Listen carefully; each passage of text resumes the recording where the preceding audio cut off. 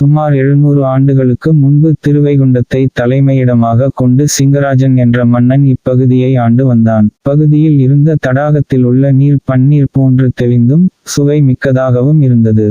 ஒரு முறை இதிலிருந்து கனகமணி என்ற கன்னிப்பெண் குடத்தில் தண்ணீர் எடுத்து கொண்டு சென்றபோது கல்லால் கால் இடறி விழுந்தாள். குடத்து நீர் அவ்விடத்தில் தவம் செய்து கொண்டிருந்த முனிவரை நனைக்க அவர் சினந்து அவளுடைய கையால் நீர் வாங்குபவர் இறப்பர் எனச் சாபமிட்டு அவள் இறக்கும் தருணத்தில் சொல்வது எல்லாம் பலிக்கும் என்றும் மரணத்திற்கு பிறகு அவள் சொர்க்கம் செல்வாள் என்றும் கூறினார். அவ்வூரில் தினமும் ஒரு கனி காய்க்கும் மரத்திலிருந்து கனியை மன்னன் உண்டு வந்தான். மரத்திற்கு காவல் போடப்பட்டிருந்தது.